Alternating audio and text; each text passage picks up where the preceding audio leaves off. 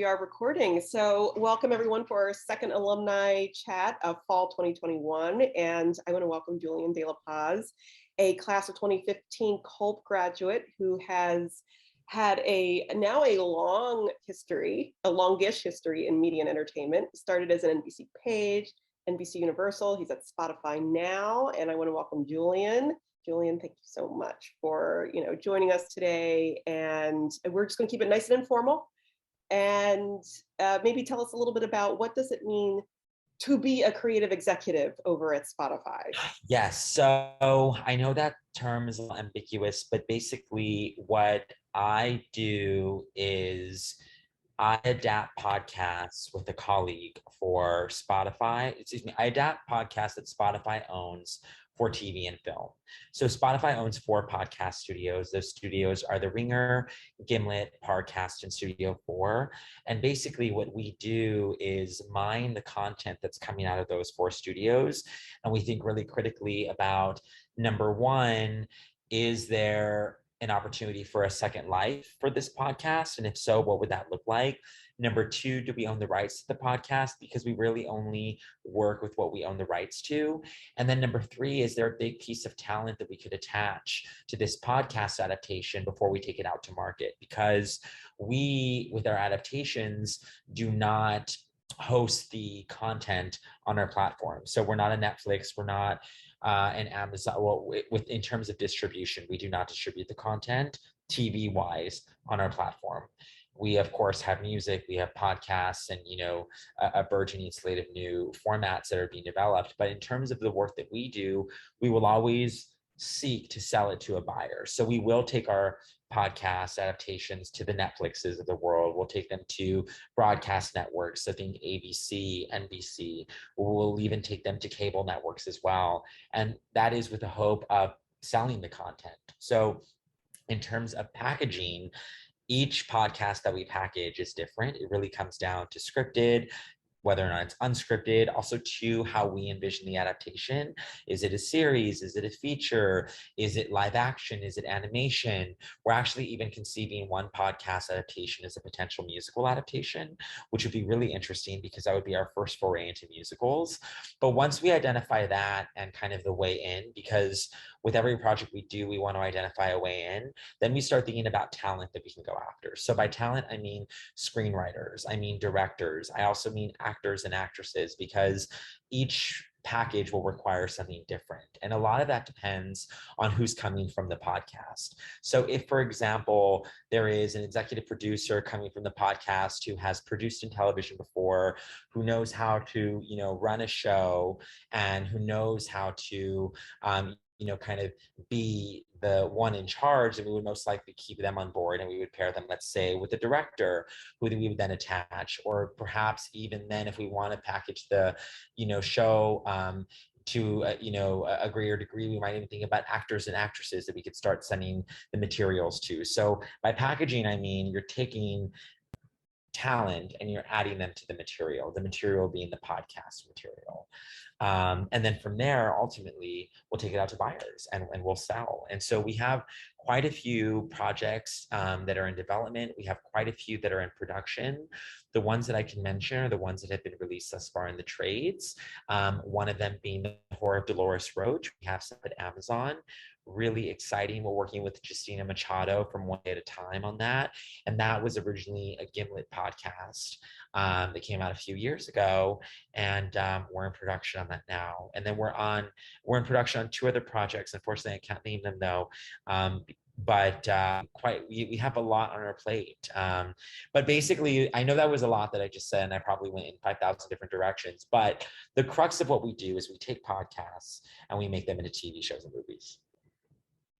It's very exciting, and that is amazing. And it's just, when I think of your trajectory from where you started and what you wanted to do and to what you're doing now, I mean, you're on it's like you're on the business side of things, and right? It's very much the development side of things, So with development is really the branch that creates shows. We're the ones ideating, we're the ones, coming up with the concepts, bringing those concepts to life, and then thinking about, how do we best position our show to be greenlit? Like, how do we best position our show for network executives to be excited about and to think, with regard to their remit, because every network has their own remit.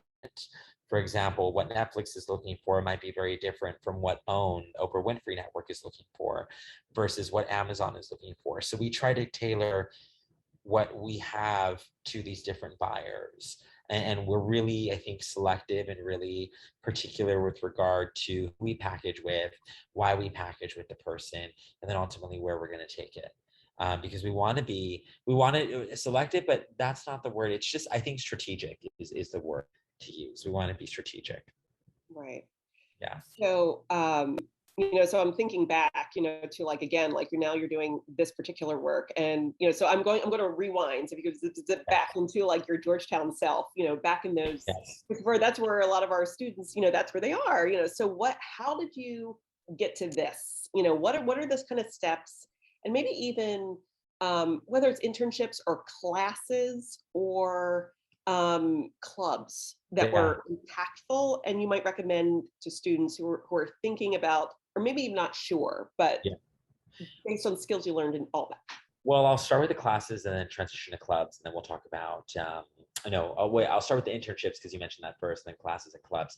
Internships, what I would recommend is to have a diverse slate on your resume. I mean, just because you may want to do television, that doesn't mean you should only have television internships. I would argue that you should try to have as many multimedia internships as possible, because really what that does is it makes sure you stand out as an applicant. So, I would be more interested in a resume that has, let's say, radio, TV, and film, or radio, TV, and docs, or like, even thinking about how you can diversify yourself even further. So for example, scripted and unscripted, if you can get both on your resume, or like late night, for example, or even daytime news, even thinking about tech related internships.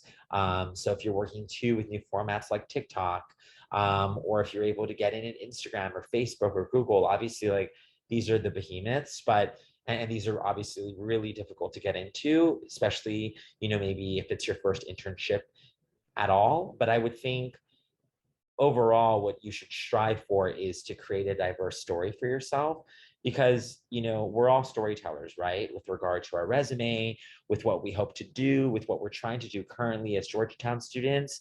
So it's really, I was talking about packaging earlier, and I've always said this, but it's really about how you package yourself as an applicant. And also too, how you're able to leverage your Georgetown story, because your Georgetown story is very unique. So for example, when I applied to the NBC Page program, one of the first questions I received was, well, we see you're in the SFS, yet you're applying to the Page program.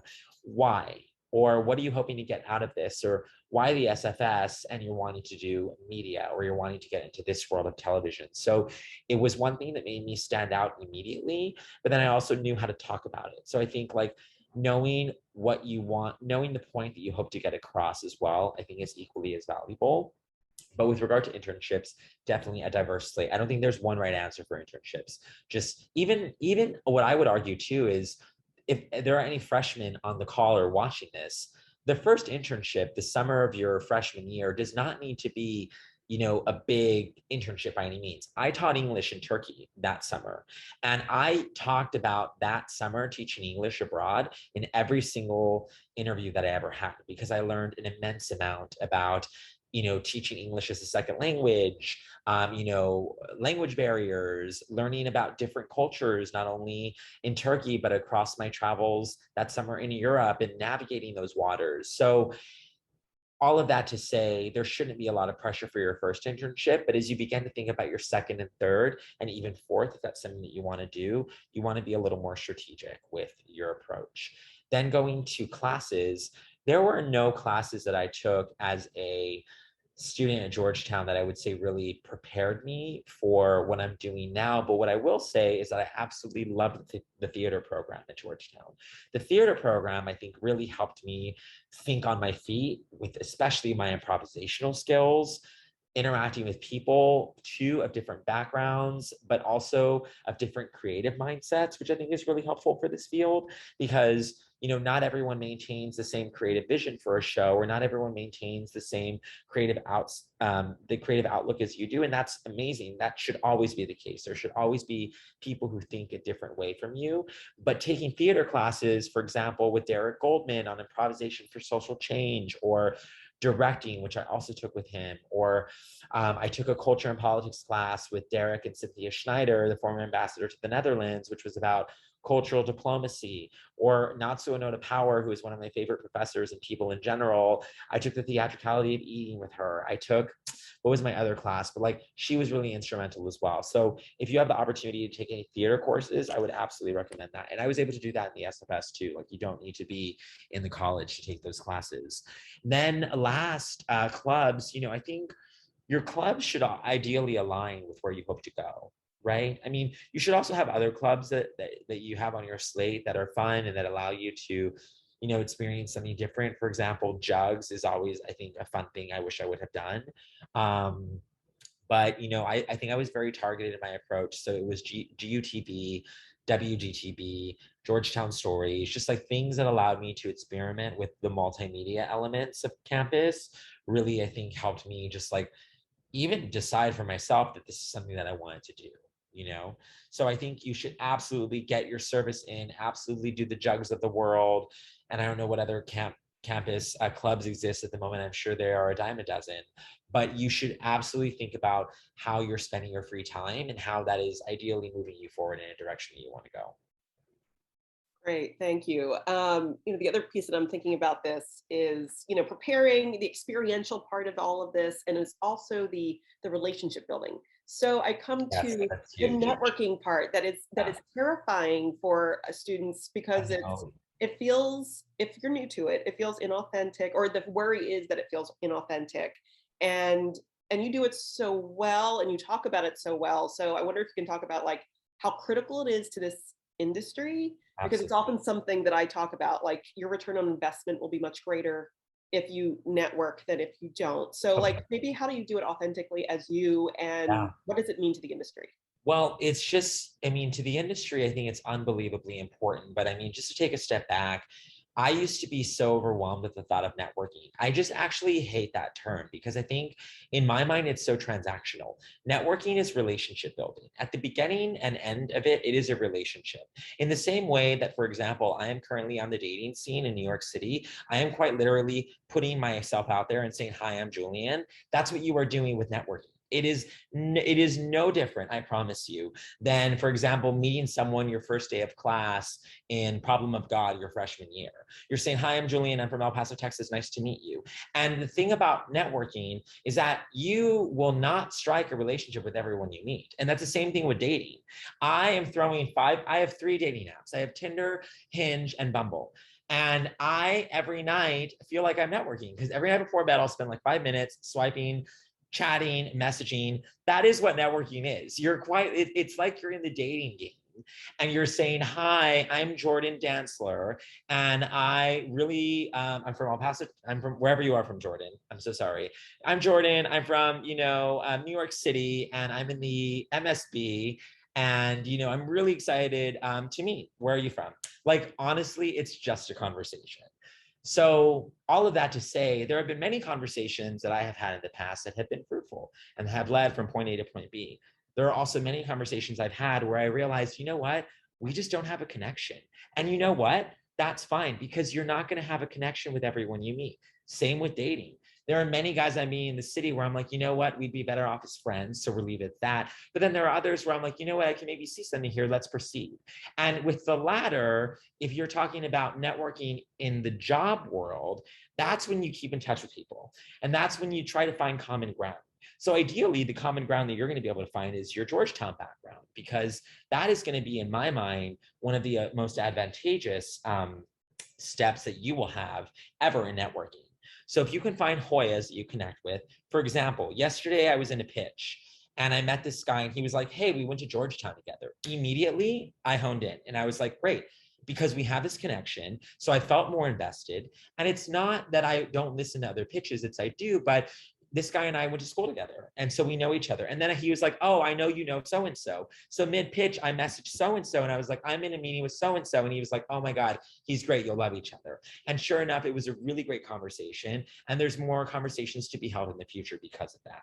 So I think if you can identify a Hoya within any career field that you seek to go into, that automatically will be your way in. And it's not a matter of saying like, hey, like for instance, I just hopped off the phone earlier today with this guy who reached out to me on Hoya Gateway. It took a month and a half to get on the phone with him, but he was relentless in his approach, but in a professional manner.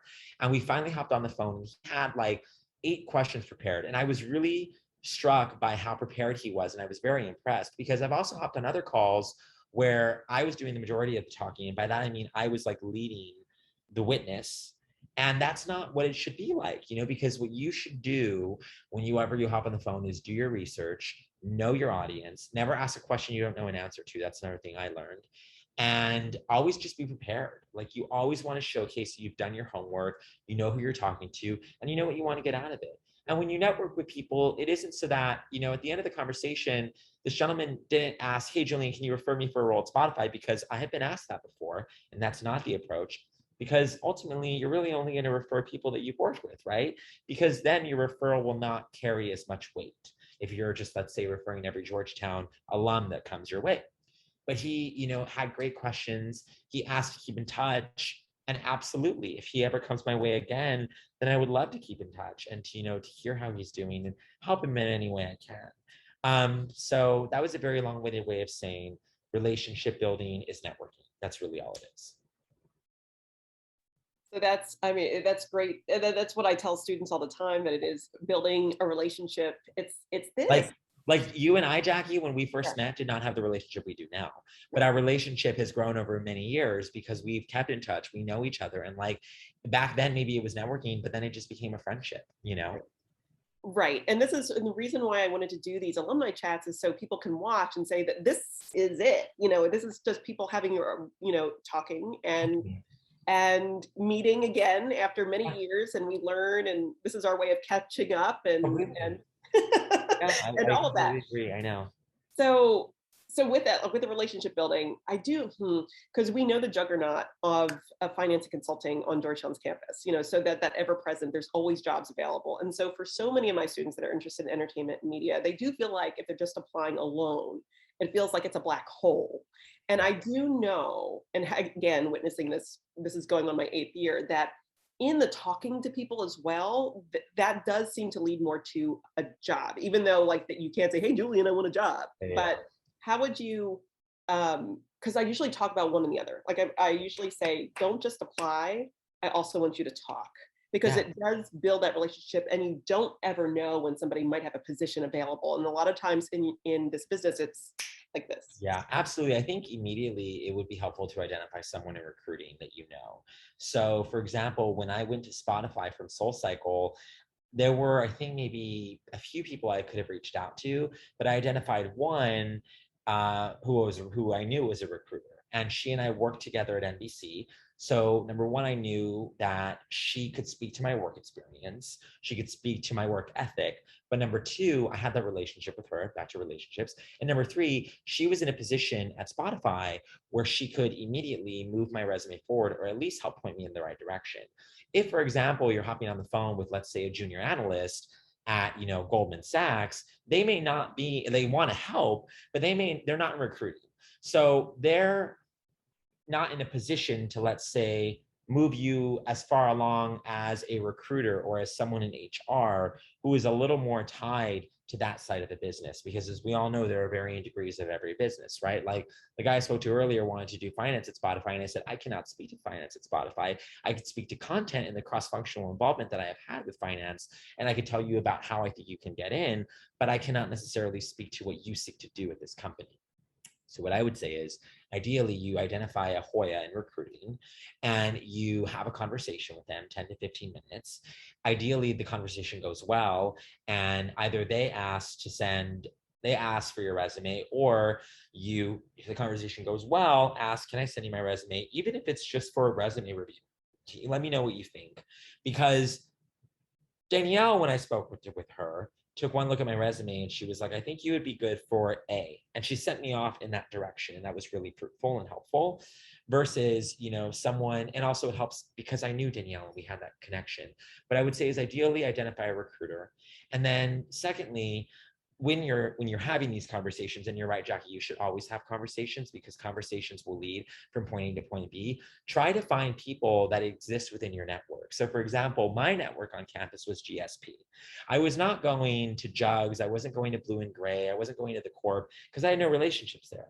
I wasn't going to go to the Corp and say, hey, like I know you have an alumnus from Midnight Mug who works at Facebook. Is there any way you can introduce us? That would just be inauthentic and it wouldn't move me forward.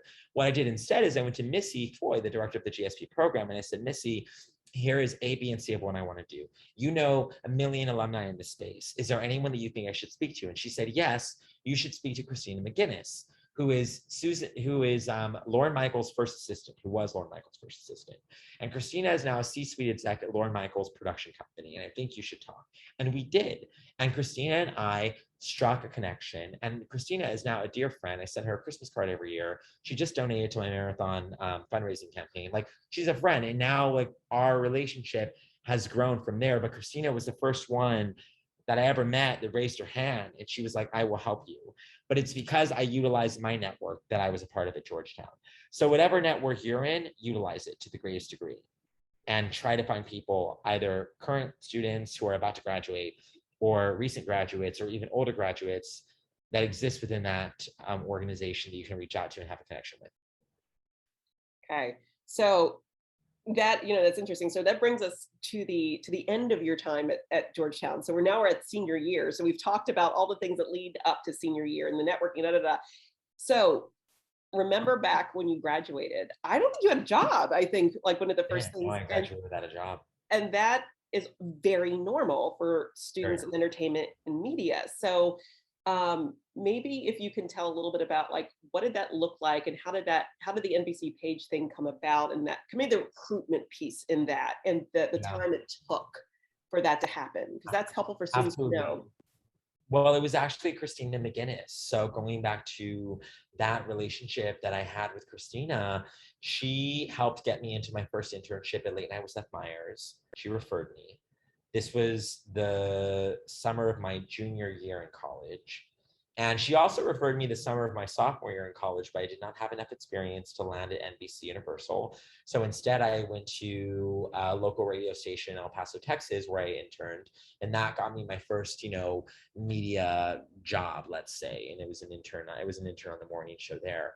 But when I was looking to graduate, I told Christina, hey, this is, something I want to do. And she said, I'll refer you to the program. She did.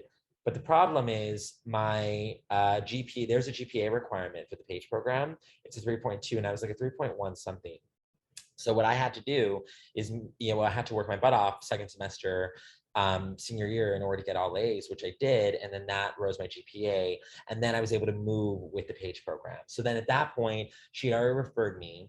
The PAGE program knew that I was working on my GPA. And then when I got it up to, that passing level, then they brought me in for an interview. And then I had another interview. And then after that, I received the job offer and I was given 2 weeks to move to New York from El Paso, Texas. So it was very much something that came together second semester of senior year and also the first few weeks out of graduation when I had sent my transcripts to NBC. They were reviewing everything. And then they said, okay, great, now we can interview you because now you're qualified. Yeah, and it came together so fast. It did. And then even the job offer, they gave me, like I said, 2 weeks. So then that was another instance in which I leaned on the GSP support network. I reached out to Missy and I said, I have 2 weeks to move to New York.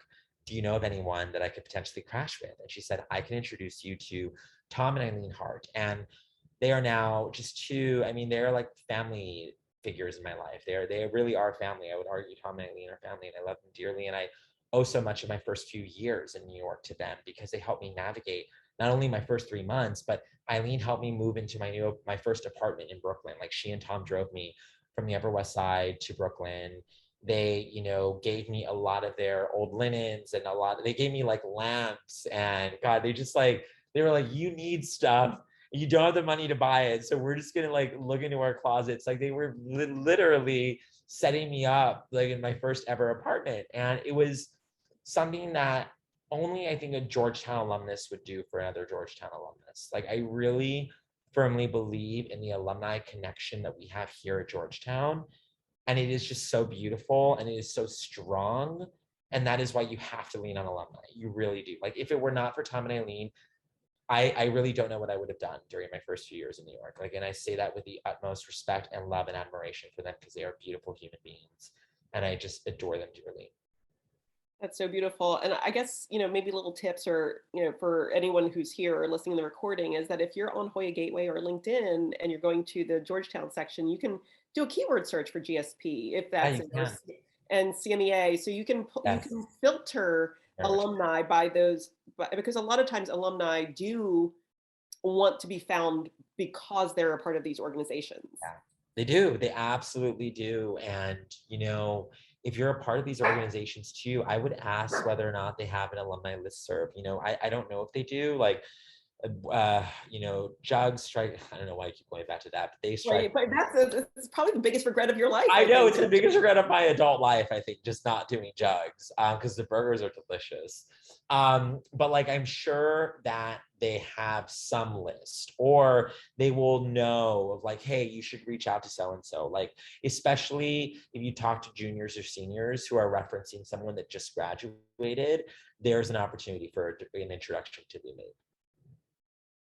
So I'm hearing your little pupper nupper in the background, but I only have a few, I do have a few other questions because I wanted to give you some time, even though I know you'll probably be, calling at 11 o'clock while you're doing your walking. But so they're hefty questions, but I know you and you might be able to kind of get us started. But I was thinking about impact of COVID generally on the industry. It was really tough for May 2020 grads. So just curious, like what you're seeing just generally, and also diversity inclusion issues that have always been a part of the industry, but also kind of I feel like came to a head, in the past few years. And any thoughts you might have on those, maybe those two things. So I'll leave it there, and you can separate them out. Yeah, we'll start with COVID and then proceed to diversity, which is we could be here all day talking about, particularly as it relates to this industry or lack thereof.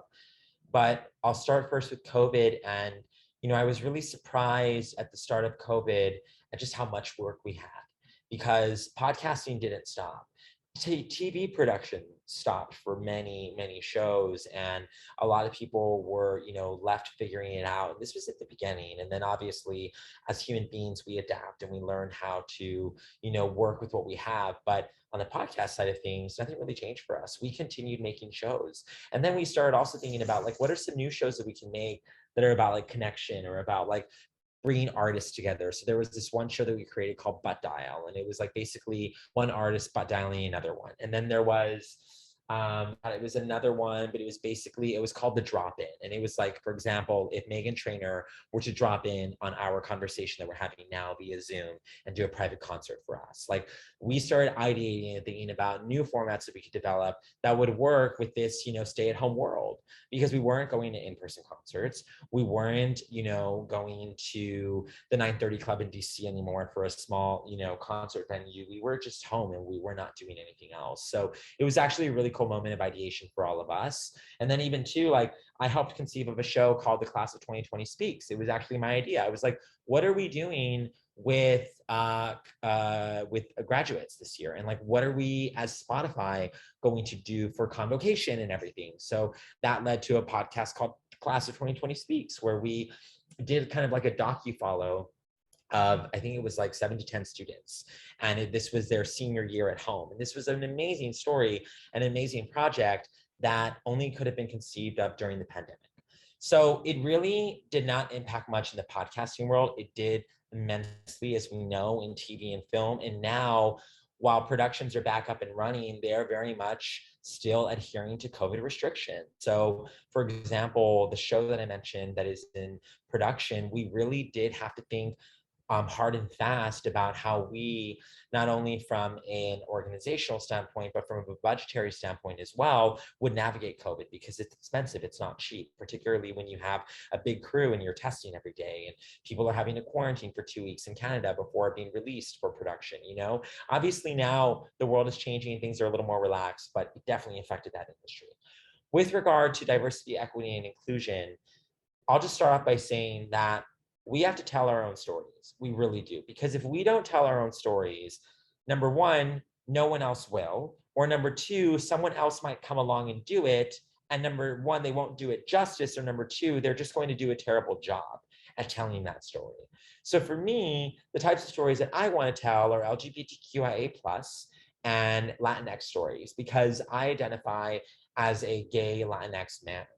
And I will tell you, for example, I grew up along the US-Mexico border. I grew up in El Paso, Texas, in a border town. I loved growing up there. It was absolutely one of the best things that could have happened to me in my life. And I spent 18 years along the border.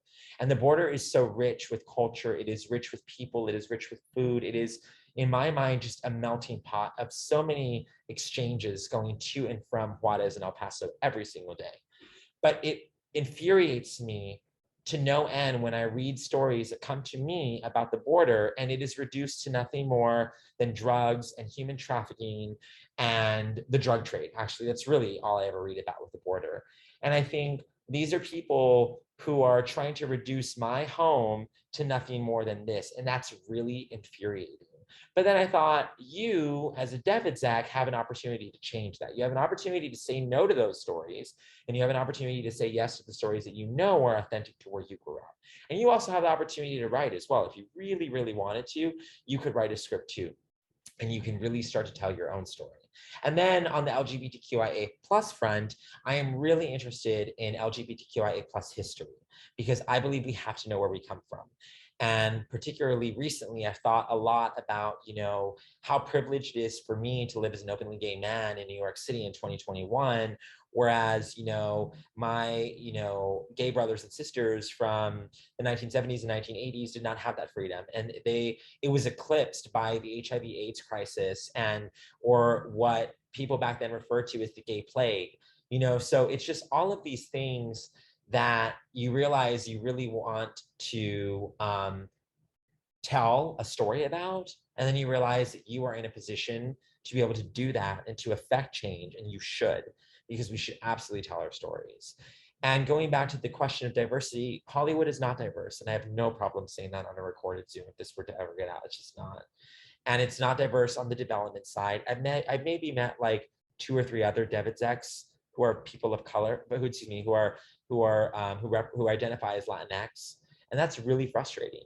Because then what I've seen and what we then know is that the people who are making decisions about the shows that we're watching don't accurately reflect the large swath of the US who is consuming these shows, the US and abroad. It's just not. It's very much a closed door club. So that is why I will never leave development. And that is why, and there are many things that I want to do in my life, and there are many acts that I hope to have, but development will be the first act, second act, and the last act. I will close the show on development, because if I leave development, then that's one less gay Latino in Hollywood. And to be frank, there are not many gay Latino dev execs in Hollywood. There just are not. And so to that end, what I will say, and this is a piece of advice that was given to me by another dev exec who is Latino, and he said, find your superpower. He said, find your superpower. Whatever your superpower is, figure it out, and you're going to ride that wave, and that is going to be your special sauce wherever you go. He said, so for me, and he gave me his superpower, what he realized it was. And then he was like, I also encourage you to figure out the same. And when you do, hold on to that and don't let it go. And that's going to be the thing that will move you from point A to point B. Ooh, I want to know what your superpower is, because there's so many superpowers I could identify, but it's like so many. And I really would love for you to have your own podcast. I mean, could you imagine? That I would love that, but Jackie, it would be so time consuming.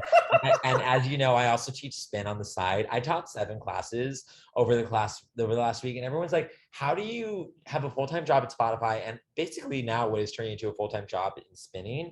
And I'm like, honestly, I don't know, but I will say I have 2 days off from spin and my legs are jelly. And I'm also training for the New York City Marathon. So like, I am very much looking forward to relaxing my legs for the next 48 hours.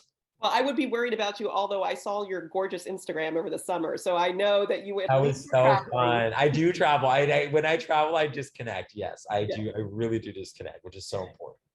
And I, just because I wanted you to get outside with your pup, but yes, I was going to talk to you about your spark joy. Your joy spark with spinning. Just as I've Yeah. been seeing you, like this Well, is that's the this thing. whole other side of you that Yes, is. and I never even knew existed. But here's the thing, Jackie. It's like I love it. I woke up this morning at 5:30 because I had a 7 a.m. class in NoHo.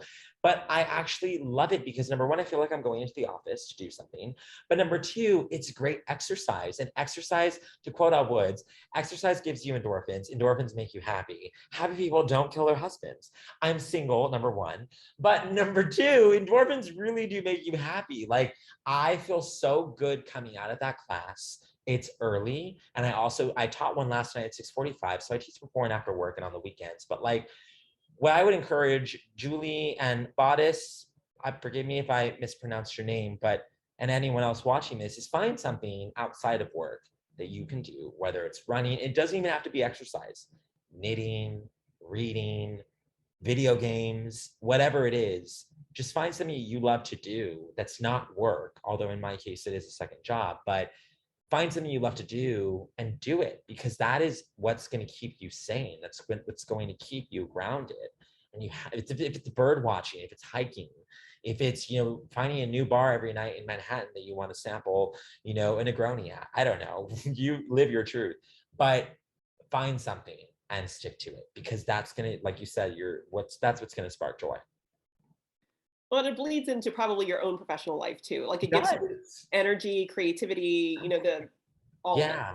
And it's also a break from Spotify, which you need to do. Like, I mean, it's a lot any job is a lot, but when you come, excuse me, especially now working from home, you're working all day. So then to take 2 hours for a 45-minute class and a commute to just be and do nothing to extricate yourself from work and then also to immerse yourself back in when you have to because you do have to. I had to work last night after spin and I had to wake up early this morning to work as well.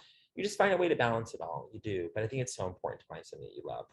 No, you seem like you're enjoying your life. So It's I'm fun. very supportive, and I'm glad that you're also disconnecting. So that's Thank good. you.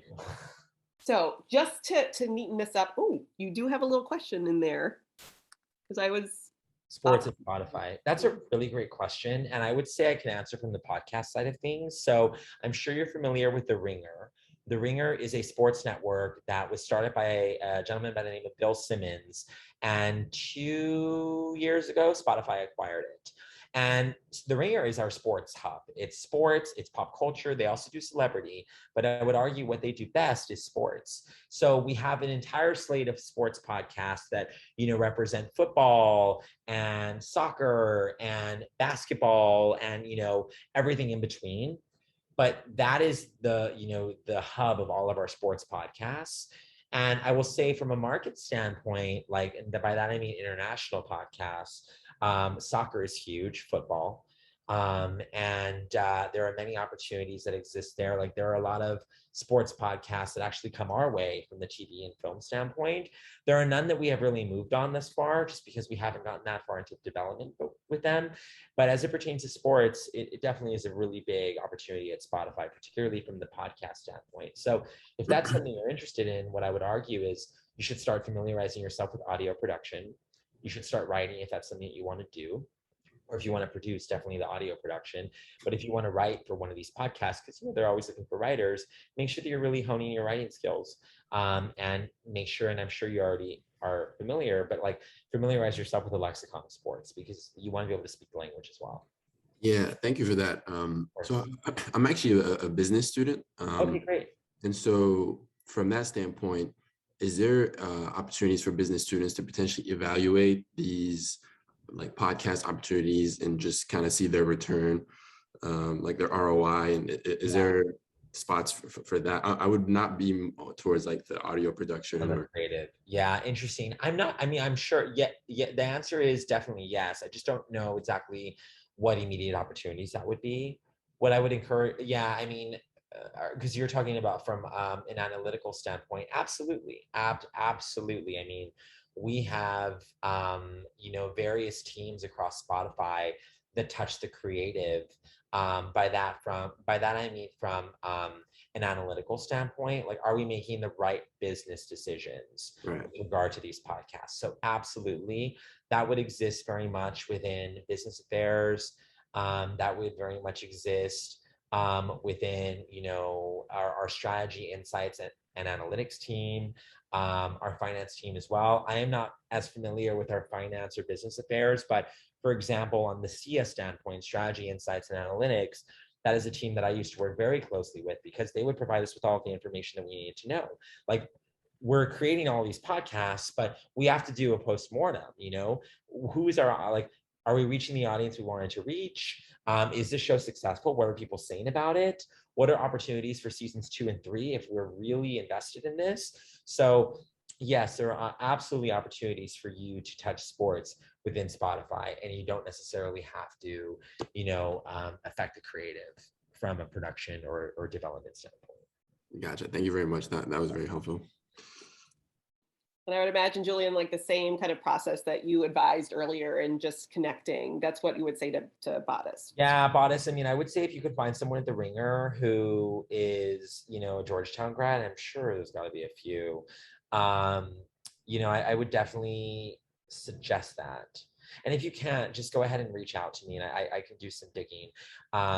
Yeah, just go ahead and I'll put my email in the chat. But thank you just very go much. ahead and touch me, because I used to be one of my close girlfriends. Her name is Amy Hudson. She's phenomenal. She's so good at her job, and she's also a dear friend. But she actually used to be the head of sports for Studio 4, and she now works directly with sports. But see, the problem about this is not the problem, but she's on the creative side. So if you were more into creative, I'd say you should absolutely speak to Amy. Yeah, I would see what you could find online, and if not, just go ahead and shoot me a note. Sounds good. Will do. Thank you, Julian. Oh, there, you're so brilliant. That was just off the cuff. You know everyone. You know what, Jackie? It was really only because, although now within the work from home world, it's a little hard, but it was a lot easier when we were back in the office to just get to know people. So you're still then virtual then? I will be, I think, forever, because I'm the only one on this coast for my team. My only other teammate is on the West Coast.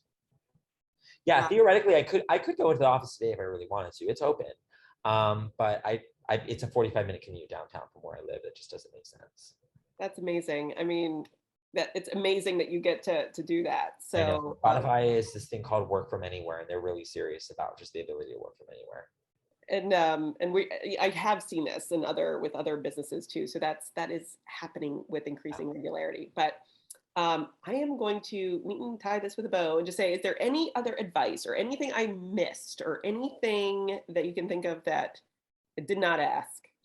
I would just say, don't be hard on yourself. And I just mean this for life in general. Recently I've just come to the realization that, because for many years, especially in New York, I was so focused on that one big moment that would come my way, be it with my career, be it with my love life, my personal life, family life. And I was like, there's always got to be that one thing that's going to happen. And I didn't quite know what it was. And I was like, when it happens, you'll know. But then what I've been realizing lately is that life is a series of a million little moments. And those million little moments are equally as fulfilling. And I would argue they are far more fulfilling than that one big moment. Because life is not just one thing. It's a million small things. It's a million mishaps. It's a million achievements. It's a million relationships. It's a million different things. So what I would say for you, anyone listening, and to Bodice and Julie, lean into those small things, lean into the tiny moments, and appreciate them, because before you know it, it will be gone. I'm looking at my dog Zuzu, and I wish she were a puppy again, because I was talking to someone earlier about they have a puppy and they hate the fact that they're not getting any sleep. And I was like, cherish the moment, because before you know it, you're going to get the rest, but you're going to miss having a puppy. You're going to miss the puppy breath. You're going to miss the wonder of seeing your puppy grow up. And Zuzu is, I love her. I'm really emotional, but like, enjoy the little moments is what I'm saying. Like, because I miss like even Zuzu. Like, I wish I could hold on to her for a little longer as a puppy, but she's growing up. Oh, I'm talking about her as though she's like my child. Well, she is. I'm a single dad. So hold on to the little moments. Well, on that note, and I had forgotten the puppy's name, but I remember we talked about that. So Zuzu's Petals, from like, yes. Oh, yes. Yeah. And that's how I know I'll meet my husband, when he's like, it's a wonderful life. And I'm like, boom, there you go. Jane apps are gone. Love it.